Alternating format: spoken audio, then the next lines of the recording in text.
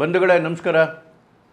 ದಯಮಾಡಿ H N Chandrashekhar YouTube ಚಾನಲನ್ನು subscribe ಮಾಡಿಸಿ ಬೆಲ್ ಬಟನನ್ನು ಪ್ರೆಸ್ ಮಾಡಿ. ಒಳ್ಳೆ ಮಾತಲ್ಲಿ ಕೇಳಿದ್ರೆ ಸರಿ, ಇಲ್ಲ ಅಂದರೆ ನಮಗೆ ಬೇರೆ ದಾರಿ ಇದೆ. ಈ ಮಾತನ್ನು ಯೋಗಿ ಆದಿತ್ಯನಾಥರು ಯಾರನ್ನೋ ಕುರಿತು ಹೇಳಲಿಲ್ಲ, ಆದರೆ ಅದು ಯಾರಿಗೆ ತಲುಪಬೇಕಿತ್ತು ಅದು ಸರಿಯಾಗಿ ತಲುಪ್ತು. ನೋಡಿ, ಈಗ ಈದ್ ಬರ್ತಾ ಇದೆ. ಈದ್ ಬರಬೇಕಾದ್ರೆ ಈಗಾಗಲೇ ಕೆಲವು ಮುಸ್ಲಿಮರ ಚೇಷ್ಟೆಗಳು ಶುರುವಾಗ್ಬಿಟ್ಟಿದೆ. ನಾವು ರಸ್ತೆಯಲ್ಲಿ ನಮಾಜ್ ಮಾಡಬೇಕು, ನಮಗೆ ಮಸೀದಿಲಿ ಜಾಗ ಸಾಲಲ್ಲ ಅಂತ ಹೇಳಿ. ಆ ವಿಷಯಕ್ಕೆ ಯೋಗಿಯವರು ಸರಿಯಾಗಿ ಟಕ್ಕರ್ ಕೊಟ್ಟಿದ್ದಾರೆ.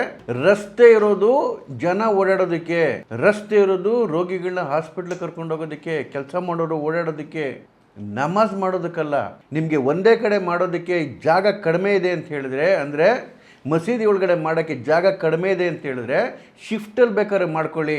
ಅದಾದಮೇಲೆ ಒಂದು ಮಾತು ಹೇಳಿದ್ರು ರೀ, ಭಾಳ ಖುಷಿ ಆಯಿತು ಆ ಮಾತು ಕೇಳಿ. ಏನು ಹೇಳಿದ್ರು ಗೊತ್ತಾ?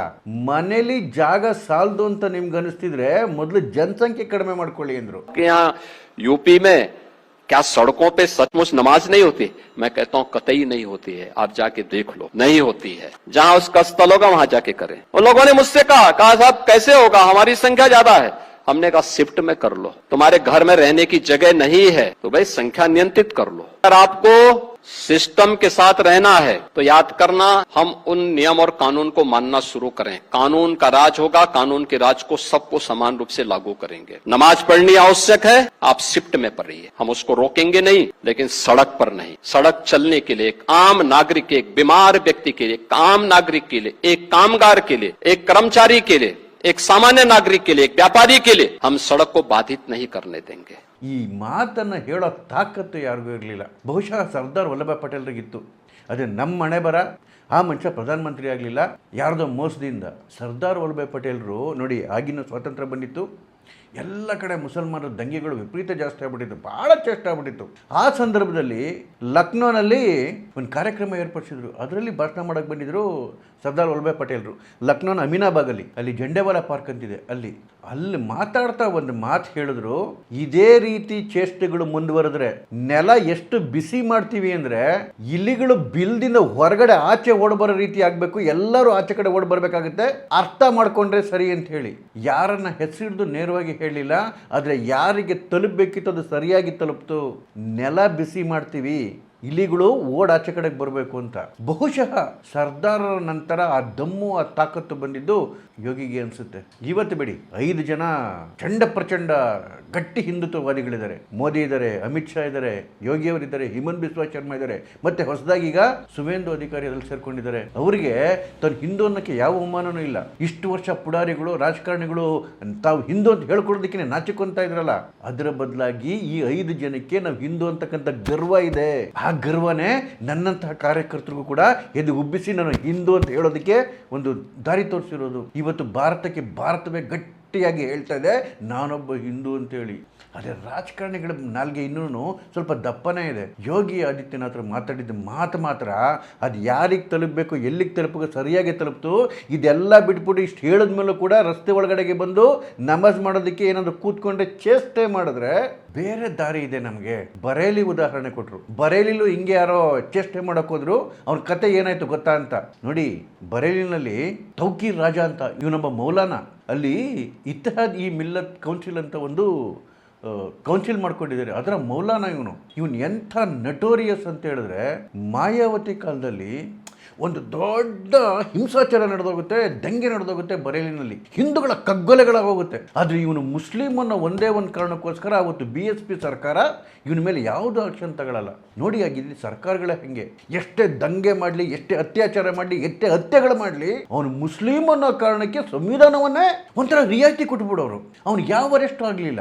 ಆದರೆ ಇದೇ ಡಿಸೆಂಬರಲ್ಲಿ ಇದೇ ಚೇಷ್ಟೆ ಆಡೋಕೋದ ಯೋಗಿ ಆದಿತ್ಯನಾಥ್ ಕಾಲದಲ್ಲಿ ಈ ತೌಕೀರ್ ರಾಜ ಬರೇಲಿನಲ್ಲಿ ಐ ಲವ್ ಮೊಹಮ್ಮದ್ ಅಂತೇಳಿ ಒಂದು ದೊಡ್ಡ ಚಳುವಳಿನೇ ಶುರು ಮಾಡಿಸ್ದ. ಏನು ಶುಕ್ರವಾರದ ಮಸೀದಿಯಿಂದ ಆಚೆ ಕಡೆಗೆ ಬಂದು ಜನ ನಮಾಜ್ ಮುಗಿಸ್ಕೊಂಡು ದೊಡ್ಡ ಪ್ರಮಾಣದಲ್ಲಿ 100 ಜನ ದೊಂಬಿ ಶುರು ಮಾಡಿಬಿಟ್ರು ಐ ಲವ್ ಮೊಹಮ್ಮದ್ ಅಂತೇಳಿ. ಪರ್ಮಿಷನ್ ತಗೊಂಡಿಲ್ಲ, ಪೊಲೀಸರು ಪರ್ಮಿಷನ್ ತಗೊಂಡಿಲ್ಲ ಅಂತೇಳಿ ಅದಕ್ಕೆ ಪರ್ಮಿಷನ್ ಕೊಡಲಿಲ್ಲ. ಪೊಲೀಸರ ಮೇಲೆನೇ ಗಲಾಟೆಗಳು ಶುರು ಮಾಡಿದ್ರು, ಪೆಟ್ರೋಲ್ ಬಾಂಬ್ಗಳನ್ನ ಎಸೆಕ್ ಶುರು ಮಾಡಿದ್ರು, ಮಚ್ಚು ಲಾಂಗ್ಗಳನ್ನ ತೆಗೆದಿದ್ರು. ಪೊಲೀಸರು ಹೆಂಗೆ ಹೆಡೆಮುರಿ ಕಟ್ಟಿದ್ರು ಅಂದರೆ, ಯೋಗಿ ಜಾಗದ ಪೊಲೀಸರು ರೀ, ಯೋಗಿ ರಾಜ್ಯದ ಪೊಲೀಸು ಹೆಂಗೆ ರುಬ್ಬಿದ್ರು ಅಂದರೆ, ಇವನು ತೌಕೀರ್ ರಾಜ ಹೋಗಿ ಯಾರ ಮನೇಲಿ ಅಡ್ಕೊಂಡು ಕೂತ್ಕೊಂಡಿದ್ದ, ಅಲ್ಲಿ ಕೂದಲಿಟ್ಟು ಎಳ್ಕೊಂಬಂದು ಒದ್ದು ಜೈಲ್ಗೆ ಹಾಕಿದ್ರು. ಯಾರು ಅವನಿಗೆ ಆಸರೆ ಕೊಟ್ಟಿದ್ರಲ್ಲ ಆ ಗಂಡ ಹೆಂಡತಿ ಇಬ್ಬರನ್ನ ತೆಗೆದು ಒದ್ದು ಜೈಲ್ಗೆ ಹಾಕಿದ್ರು. ಅವರ 4 ದೊಡ್ಡ 5 ಸ್ಟಾರ್ ಹೋಟ್ಲ್ಗಳಿದ್ವು, ಹೋಟೆಲ್ಗಳು ಎಲ್ಲವನ್ನ ಸೀಸ್ ಮಾಡಿ ಬಿಸಾಕಿದ್ರು. 27 ಜನ ಅವ್ರ ಜೊತೆ ಅರೆಸ್ಟ್ ಮಾಡಿದ್ದು. ಆ 27 ಜನ ನೀವು ನೋಡಬೇಕಿತ್ತು ವಿಡಿಯೋದಲ್ಲಿ, ಕೈ ಮುಗಿದು ಇನ್ನೊಂದು ಸರಿ ನೀವು ಸುದ್ದಿಗೆ ಬರಲ್ಲ, ಬಿಟ್ಬಿಡಿ ಅಂತ ಇದ್ರು. ಕೋರ್ಟ್ ಕೂಡ ನ್ಯಾಯಾಂಗ ಬಂಧನಕ್ಕೆ ಒಪ್ಪಿಸ್ತು. ನಾಯಿ ಮರಿಯಾಗೋಗಿದ್ದಾನೆ ಇವತ್ತು ತೌಕೀರ್ ರಾಜ. ಅವನ ಜೊತೆಗೆ ಅವನ ಅಳಿಯ ಮೊಹಸಿನ್ ರಾಜ ಅಂತೇಳಿ ದೊಡ್ಡ ಡಾನ್ ಥರ ಆಡ್ತಾ ಇದ್ದ. ಹೆಂಗಿಕ್ಕಿದ್ದಾರೆ ಅವನಿಗೆ ಅಂತ ಹೇಳಿದ್ರೆ, ಹೇಳಿದ್ನಲ್ಲ ನಾಯಿ ಮರಿ, ಅದನ್ನು ಉಲ್ಲೇಖ ಮಾಡಿಕೊಂಡು ಯೋಗಿ ಅವರು ಹೇಳಿದ್ರು, ಬರೇಲಿನಲ್ಲೂ ಹಿಂಗೆ ಯಾರೋ ಒಬ್ಬ ನಿಗ್ರಹಕ್ಕೆ ಹೋಗಿದ್ದ, ಅವನ ಕತೆ ಏನಾಗಿದೆ ನೋಡಿ, ಅದಕ್ಕೇನೆ ಒಳ್ಳೆ ಮಾತಲ್ಲಿ ಹೇಳಿದ್ರೆ ಕೇಳಿಸ್ಕೊಳ್ಳಿ, ಇಲ್ಲ ಅಂತ ಹೇಳಿದ್ರೆ ಬೇರೆ ದಾರಿ ಇದೆ ಅಂತ ಹೇಳಿ. ಇವ್ರು ಕೊಡೋ ರೀಸನ್ಗಳು ನೋಡಬೇಕು. ನಮಗೆ ಮಸೀದಿಲಿ ಜಾಗ ಅಲ್ಲಿ ಇಷ್ಟು ಜನ ಒಟ್ಟಿಗೆ ನಾವು ನಮಾಜ್ ಮಾಡಬೇಕು, ಅರೆ ಒಟ್ಟಿಗೆ ನಮಾಜ್ ಮಾಡ್ಕೊಂಡು ಎಲ್ಲ ನಾವು ಮಾಡ್ಕೊಳ್ರಿ. ಇಲ್ಲ, ಯೋಗಿ ಅವ್ರು ಹೇಳಲ್ಲ, ಶಿಫ್ಟಲ್ಲಿ ಮಾಡ್ಕೊಳ್ಳಿ. ನಿಮ್ಮಿದಕ್ಕೆ ರಸ್ತೆ ಯಾಕೆ, ಸಾರ್ವಜನಿಕರು ಓಡಾಡೋದಕ್ಕೆ ರಸ್ತೆ ಇರೋದು. ಸ್ವಾತಂತ್ರ್ಯ ಬಂದ ಮೇಲೆ ಈ ಕಾಂಗ್ರೆಸ್ ಅವರು ಅವರ ಜೊತೆ ಇರೋ ಸೆಕ್ಯುಲರ್ ಪಕ್ಷಗಳು ಭಾಳ ಮೆರೆಸ್ಬಿಟ್ಟವ್ರೆ, ಇವ್ರನ್ನ ಭಾಳ ಮೆರೆಸ್ಬಿಟ್ಟವ್ರೆ. ಹಂಗಾಗಿನ ದುರಾಂಕಾರ ಅನ್ನೋದು ಈ ಚರ್ಬಿ ಚೆನ್ನಾಗಿ ಬಲ್ತ್ಬಿಟ್ಟಿತ್ತು. ಈಗ 12 ವರ್ಷದಿಂದ ಒಂದೊಂದೇ ಕಡೆ ಚರ್ಬಿ ಇಳಿಸ್ತಾ ಇದಾರಲ್ಲ, ಈಗ ಅಸಲಿಯತ್ ಗೊತ್ತಾಗ್ತಾ ಇದೆ. ಸಂವಿಧಾನ ಅಂದ್ರೇನು, ಕಾನೂನು ಅಂದ್ರೇನು, ಕಾನೂನಿನ ನ್ಯಾಯ ಅಂದ್ರೇನು ಅಂತ ಹೇಳಿ. ಇಲ್ಲಿವರೆಗೂ ಏನಾಗೋಗಿತ್ತು, ಭಾರತೀಯರಿಗೆ ಒಂದು ಕಾನೂನು, ಇವ್ರಿಗೆ ಒಂದು ಸ್ಪೆಷಲ್ ಕಾನೂನು. ಏನ್ ಮೇಲಿಂದ ಉದ್ರಿರೋರು. ಯೋಗಿಜಿ 2017ರಲ್ಲಿ ಮುಖ್ಯಮಂತ್ರಿ ಆದ್ರಲ್ಲ, ಬಹುಶಃ ಮೊದಲನೇ ವಿಧಾನಸಭೆಯಲ್ಲಿ ಅನ್ಸುತ್ತೆ ಒಂದು ಮಾತು ಹೇಳಿದ್ರು ಅವರು, ನಾನು ಹಿಂದುವಾಗಿ ಹುಟ್ಟಿದ್ದೀನಿ, ನಾನು ಈದ್ ಆಚರಣೆ ಮಾಡಲ್ಲ ಅಂತ ಹೇಳಿ. ಅಲ್ಲಿವರೆಗೂ ಈದ್ ಆಚರಣೆ ಮಾಡೋದು ಅಂತ ಹೇಳಿದ್ರೆ ಇಂಡಿಯನ್ ಸೆಕ್ಯುಲರ್ ಪಾರ್ಟಿಗಳಿಗೆ, ಪೊಲಿಟಿಕಲ್ ಲೀಡರ್ಗಳಿಗೆ ಅಯ್ಯೋ ಅದೇನೋ ದೊಡ್ಡ ಹಬ್ಬ, ಭ್ರಾತೃತ್ವದ ಹಬ್ಬ ಅದು ಅಂತೇಳಿ. ಈ ಈದ್ನ ಸೆಲೆಬ್ರೇಟ್ ಮಾಡೋಕ್ಕೆ ಒಂದು ಕಾರಣ ಏನು ಅಂತ ಹೇಳಿದ್ರೆ, ಮೊಹಮ್ಮದ್ ಪೈಗಂಬರ್ ತನ್ನ ಮೊದಲ ಯುದ್ಧವನ್ನ ನಾನ್ ಮುಸ್ಲಿಮ್ಸ್ ಮೇಲೆ ಮಾಡಿ ಗೆಲ್ತಾರೆ, ಕುರೇಶಿ ಟ್ರೈಬ್ ಮೇಲೆ, ಮೆಕ್ಕಾದ ಕುರೇಶಿ ಟ್ರೈಬ್. ಅದನ್ನ ಬ್ಯಾಟಲ್ ಆಫ್ ಬದರ್ ಅಂತಾರೆ. ಅದು ನಡೆದಿದ್ದು ಮಾರ್ಚ್ 13 ಕ್ರಿಸ್ತಶಕ 624ರಲ್ಲಿ. ಕುರಾನಲ್ಲಿ ಮೆನ್ಷನ್ ಆಗಿರ್ತಕ್ಕಂಥ ಏಕೈಕ ಯುದ್ಧ ಅದು. ಈ ಯುದ್ಧದ ಸಿಗ್ನಿಫಿಕೆನ್ಸ್ ಏನು ಗೊತ್ತಾ, ನಾನು ಮುಸ್ಲಿಮ್ಸ್ ಮೇಲೆ ಮುಸ್ಲಿಮರ ಮೊದಲ ವಿಜಯ. ಇದನ್ನು ಹಿಂದೂಗಳಾಗಿ ಸೆಲೆಬ್ರೇಟ್ ಮಾಡಬೇಕು, ಹಿಂದೂ ಪೊಲಿಟಿಕಲ್ ಲೀಡರ್ಗಳಾಗಿ ಸೆಲೆಬ್ರೇಟ್ ಮಾಡಬೇಕು. ಅದನ್ನೇ ಯೋಗಿ ಅವರು ಹೇಳಿದ್ದು, ನಾನು ಹಿಂದೂವಾಗಿ ಹುಟ್ಟಿದ್ದೀನಿ, ನಾನು ಈದ್ ಸೆಲೆಬ್ರೇಟ್ ಮಾಡಲ್ಲ ಅಂತ ಹೇಳಿ. ಸ್ವಾತಂತ್ರ್ಯ ಬಂದ ಮೇಲೆ ಇಷ್ಟು ದಿನ ಸ್ಕೌಂಡ್ರಲ್ ಪೊಲಿಟಿಷಿಯನ್ಗಳು ಯಾವ ರೀತಿ ಅವ್ರನ್ನ ತಲೆ ಮೇಲೆ ಇಟ್ಕೊಂಡು ಮೆರೆಸಿದ್ರು ಅಂತ ಹೇಳಿದ್ರೆ, ಹೆಂಗೆ ಹೊಟ್ಟೆ ಉರಿಯುತ್ತೆ ಹಿಂದಿನ ಘಟನೆಗಳು ನೆನೆಸ್ಕೊಂಡ್ರೆ. ಅಂದರೆ ನೋಡಿ, ಆವಾಗ ರಾಮ್ಲಲ್ಲಾ ಏನು ಅಯೋಧ್ಯೆದಲ್ಲಿ ರಾಮ ಮಂದಿರ ಇನ್ನೂ ನಿರ್ಮಾಣ ಆಗಿರಲಿಲ್ಲಲ್ಲ, ಆಗ ಡಿಸ್ಪ್ಯೂಟ್ ನಡೀತಾ ಇತ್ತಲ್ಲ, ಆಗಿನ ಕಾಲದ ಕತೆ ಹೇಳ್ತಾ ಇರೋದು. ಆಗ ಟೆಂಪರರಿ ಶೆಡ್ಡಲ್ಲಿ ರಾಮನ ವಿಗ್ರಹ ಇಟ್ಟಿದ್ರು ರೀ, ರಾಮಸೀತೆ ವಿಗ್ರಹ ಒಂದು ಟೆಂಪರರಿ ಶೆಡ್ಡಲ್ಲಿ. ಕೋರ್ಟಿಂದ ಸ್ಟೇಟಸ್ ಕೋ ಮೇಂಟೈನ್ ಮಾಡಬೇಕು ಅಂತೇಳಿ ಆರ್ಡರ್ ಆಗಿತ್ತು. ಆ ರಾಮ್ಲಲ್ಲಾ ಶೆಡ್ ಮುಂದೆ ಮಳೆಗೆ ನ್ಯಾಚುರಲ್ ಆಗಿ ಒಂದು ತುಳಸಿ ಗಿಡ ಬೆಳೆದಿತ್ತು. ಈ ಮುಸಲ್ಮಾನರು ಸುಪ್ರೀಂ ಕೋರ್ಟ್ಗೆ ಹೋದ್ರು, ಸ್ಟೇಟಸ್ ಕೋ ಉಲ್ಲಂಘನೆ ಆಗ್ತಿದೆ, ಅಲ್ಲ ತುಳಸಿ ಗಿಡ ಬೆಳೆದಿದೆ, ಇದನ್ನು ಕಿತ್ತಾಕ್ಸ್ಬೇಕು ಅಂತೇಳಿ. ಸುಪ್ರೀಂ ಕೋರ್ಟ್ ಆರ್ಡರ್ ಮಾಡ್ತು ಆ ತುಳಸಿ ಗಿಡ ಕಿತ್ತಾಕಿ ಅಂತೇಳಿ. ಇದು ರೀ ಭಾರತದಲ್ಲಿ ಹಿಂದೂಗಳ ಪರಿಸ್ಥಿತಿ, ನಮ್ಮ ದೇವರುಗಳ ಪರಿಸ್ಥಿತಿ. ಎಷ್ಟು ಸೊಕ್ಕಿರಬೇಕು ನೋಡಿ ಇವರಿಗೆ. AMIM OIC ಪಾರ್ಟಿಯ ವಕ್ತಾರ ಟಿವಿನಲ್ಲಿ ಹೇಳ್ತಾ ಇದ್ದ, ರಸ್ತೆಯಲ್ಲಿ ನಮಾಜ್ ಮಾಡೋಕ್ಕೆ ಬಿಡದೇ ಇದ್ರೆ ಮುಸಲ್ಮಾನರಿಗೆ ತುಂಬ ಅನ್ಯಾಯ ಆಗುತ್ತೆ ಅಂತೇಳಿ. ಅಬ್ಬಬ್ಬಬ್ಬ, ಮುಸಲ್ಮಾನರಿಗೆ ಅನ್ಯಾಯ ಆಗುತ್ತೆ ಅಂತೇಳಿ ಹಲಾಲ ಮಾಡ್ಕೊಂಬರ್ತಾರಲ್ಲ ನಿಮ್ಮ ಹೆಣ್ಮಕ್ಳು. ಪಾಪ ಹಲಾಲ ಗೊತ್ತಿರ್ಬೇಕಲ್ವ ನಿಮಗೆ. ಗಂಡ ತಲಾಕ್ ಅಂತ ಹೇಳಿದ್ಮೇಲೆ ಅಕಸ್ಮಾತ್ ಹೆಂಡತಿಗೆ ಮತ್ತೆ ಆ ಗಂಡನ ಜೊತೆ ಸೇರಬೇಕು ಅಂತ ಹೇಳಿದ್ರೆ, ಹೋಗಿ ಮೊದಲು ಮೌಲ್ವಿ ಜೊತೆ ಮಲಗಬೇಕು, ಅದಾದಮೇಲೆ ಇನ್ನೊಬ್ಬನ ಜೊತೆ ಮಲಗಬೇಕು. ಎಲ್ಲ ಮಲಗಿದ್ಮೇಲೆ ಮತ್ತಿನ್ನೊಂದು ಸರಿ ಇವಳಿಗೆ ಆ ಗಂಡನನ್ನು ಮದುವೆ ಆಗ್ತಕ್ಕಂಥ ಹಕ್ಕು ಬರುತ್ತೆ ಬೇರೆಯವ್ರ ಜೊತೆ ಮಲಗಿದ ಮೇಲೆ. ಇದಕ್ಕೆ ಹಲಾಲ, ಇದು ಅಫಿಷಿಯಲ್ ಪ್ರೋಗ್ರಾಮ್ ಅವ್ರದ್ದು. ಈ ಹಲಾಲ ಮಾಡ್ಬೇಕಾದ್ರೆ ಇವರಿಗೆ ಅನ್ಯಾಯ ಅಂತ ಅನಿಸ್ಲಿಲ್ಲ. ಶಾಬಾನೋ ಕೇಸಲ್ಲಿ ಸುಪ್ರೀಂ ಕೋರ್ಟ್ ಹೇಳ್ತು, ಪಾಪ ಹೆಣ್ಮಗು ಬೀದಿಗೆ ಬಿದ್ದುಬಿಟ್ಟಿದೆ, ಕನಿಷ್ಠ ಒಂದು ಸ್ವಲ್ಪ 100 ರೂಪಾಯಿಗಳು ತಿಂಗಳಿಗೆ ಕಾಂಪನ್ಸೇಷನ್ ಕೊಡಲಿ ಅಂತ ಹೇಳಿ ಗಲಾಟೆಗಳು ಮಾಡಿ ಇಡೀ ಸಂವಿಧಾನವನ್ನೇ ತಿರ್ಚಿಬಿಟ್ರು ಅದಕ್ಕೋಸ್ಕರ. ಆಗ ಇವ್ರಿಗೆ ಅನ್ಯಾಯ ಅನ್ನಿಸ್ಲಿಲ್ಲ. ಈಗ ರಸ್ತೆನಲ್ಲಿ ನಮಾಜ್ ಮಾಡೋಕ್ಕೆ ಬಿಟ್ಟಿಲ್ಲ ಅಂದರೆ ಇವ್ರಿಗೆ ಅನ್ಯಾಯ ಅನ್ನಿಸ್ತಾ ಇದೆಯಂತೆ. ಪಾಪ ಏನು ವಿಕ್ಟಿಮ್ ಕಾರ್ಡ್ ಆಟ ಆಡೋಕ್ಕೆ ಶುರು ಮಾಡಿದಾರ್ರಿ. ರಸ್ತೆ ಮೇಲೆ, ರೈಲ್ವೆ ಸ್ಟೇಷನಲ್ಲಿ, ರೈಲ್ವೆ ಹಳಿ ಮೇಲೆ ಸಿಕ್ಕಿದ ಕಡೆ ನಮಾಜ್ ಮಾಡೋ ಹಳೆ ಬರ್ತಾ ಹೋಯ್ತು. ಈಗ ಉತ್ತರ ಪ್ರದೇಶದಲ್ಲೂ ಬಿಡಲ್ಲ, ಡೆಲ್ಲಿಲೂ ಬಿಡಲ್ಲ, ಅಸ್ಸಾಮಲ್ಲೂ ಬಿಡಲ್ಲ, ವೆಸ್ಟ್ ಬೆಂಗಾಲಲ್ಲೂ ಬಿಡಲ್ಲ, ಮಧ್ಯಪ್ರದೇಶಲ್ಲೂ ಬಿಡಲ್ಲ, ಗುಜರಾತಲ್ಲೂ ಬಿಡಲ್ಲ, ರಾಜಸ್ಥಾನದಲ್ಲೂ ಬಿಡಲ್ಲ, ಒರಿಸ್ಸಾದಲ್ಲೂ ಬಿಡಲ್ಲ, ಎಲ್ಲೂ ಬಿಡಲ್ಲ. ಇನ್ನೊಂದು 3-4 ಈ ತಗಡುಗಳು ರಾಜ್ಯಗಳು ಉಳ್ಕೊಂಡವಲ್ಲ ಸೆಕ್ಯುಲರ್ ಅನ್ನೋರು, ಅಲ್ಲೇನೋ ಸ್ವಲ್ಪ ದಿವಸ ಆಟ ಆಡ್ಬೋದು.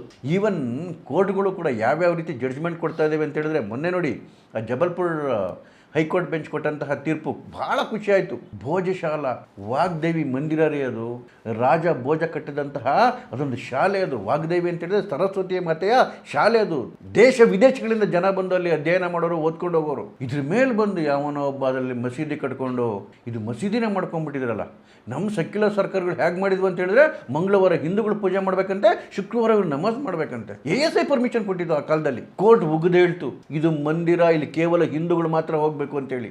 ಇವತ್ತು ಕೋರ್ಟ್ಗಳಿಗೂ ನ್ಯಾಯ ಯಾವುದು ಅಂತ ಗೊತ್ತಾಗಿದೆ, ಸಂವಿಧಾನ ಯಾವುದು ಅಂತ ಗೊತ್ತಾಗಿದೆ. ಅಯೋಧ್ಯೆಯಲ್ಲಿ ರಾಮ ಮಂದಿರ ಕಟ್ತೀವಿ ಅಂತ ಹೋದಾಗ ಏನೇನು ಡೈಲಾಗ್ ಹೊಡಿಯೋರು ಗೊತ್ತಾ ಈ ಸೆಕ್ಯುಲರ್ ಹಂದಿಗಳು? ಅಲ್ಲಿ ದೇವಸ್ಥಾನನೂ ಬೇಡ, ಮಸೀದಿನೂ ಬೇಡ, ಅಲ್ಲೊಂದು ಹಾಸ್ಪಿಟ್ಲ್ ಕಟ್ಟಲಿ, ಸಾರ್ವಜನಿಕರ ಪಾರ್ಕ್ ಕಟ್ಟಲಿ, ಸಾರ್ವಜನಿಕರ ಟಾಯ್ಲೆಟ್ ಕಟ್ಟಲಿ, ದಮ್ಮಿದ್ರೆ ಹೇಳೀಗ ಬೋಚಾಲದಲ್ಲಿ ಒಂದು ಹಾಸ್ಪಿಟ್ಲ್ ಕಟ್ಟಲಿ ಅಂತೇಳಿ.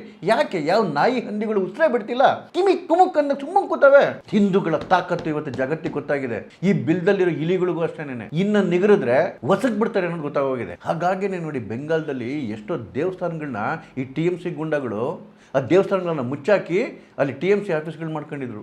BJP ಅವರಲ್ಲಿ ಹೋಗಿ ಅದನ್ನು ಬಿಡಿಸ್ಲಿಲ್ಲ, ಸರ್ಕಾರ ಹೋಗಿ ಅಲ್ಲಿ ಬಿಡಿಸ್ಲಿಲ್ಲ, ಜನಗಳೋಗಿ ಆ ಆಫೀಸ್ಗಳನ್ನ ಧ್ವಂಸ ಮಾಡಿ ದೇವಸ್ಥಾನವನ್ನು ಓಪನ್ ಮಾಡಿ ಅಲ್ಲಿ ಪೂಜೆಗಳು ಶುರು ಮಾಡಿದ್ದಾರೆ.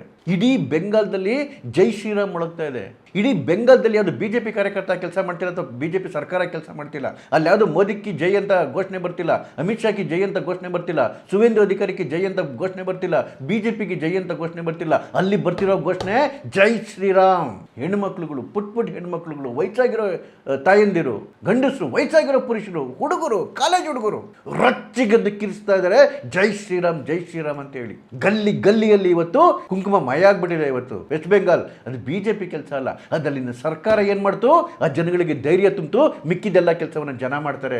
ಇವತ್ತು ಭಾರತ ಸರ್ಕಾರ ಮಾಡ್ತಿರೋದಷ್ಟೇನೆ ಹಿಂದೂಗಳಿಗೆ ಧೈರ್ಯ ತುಂಬ್ತಾ ಇದೆ, ಭಾರತೀಯರಿಗೆ ಧೈರ್ಯ ತುಂಬ್ತಾ ಇದೆ. ಆ ಧೈರ್ಯದಿಂದ ಜನ ಯಾವ್ದು ನ್ಯಾಯವನ್ನ ಮಾಡಬೇಕು ಆ ನ್ಯಾಯ ಮಾಡ್ತಕ್ಕಂಥ ಕೆಲಸ ಮಾಡ್ತಾ ಇದ್ದಾರೆ. ಸಂವಿಧಾನ ಕೆಲಸ ಮಾಡ್ತಾ ಇದೆ, ಕಾನೂನು ಕೆಲಸ ಮಾಡ್ತಾ ಇದೆ. ಹಾಗೇನೇ ನಾವು ಸಂವಿಧಾನಕ್ಕೆ ಅತೀತರು ಅನ್ಕೊಂಡಿದ್ರಲ್ಲ, ನಾವು ಕಾನೂನಿಗಿಂತ ಮೇಲ್ಗಡೆ ಇರೋರು ಅನ್ಕೊಂಡಿದ್ರಲ್ಲ, ಅವರೆಲ್ಲರೂ ಈಗ ಬಿಲ ಸೇರ್ಕೊಂಡಿದ್ದಾರೆ. ಅವ್ರನ್ನ ಸಪೋರ್ಟ್ ಮಾಡ್ತಿದ್ರು ಅಷ್ಟೇನೆ. ಎಲ್ಲಡಕ್ಕೆ ಕೂತವ್ರೋ ಗೊತ್ತಿಲ್ಲ. ಇನ್ನು ಮುಂದೆ ನಡೆಯೋದು ಸಂವಿಧಾನದೇ ಹವಾ, ಕಾನೂನಿಂದೇ ಹವಾ, ಹಿಂದುತ್ವದ್ದೇ ಹವಾ. ಯಾಕೆಂದ್ರೆ ಈ ದೇಶ ಹಿಂದೂಗಳದು. ನಮಸ್ಕಾರ.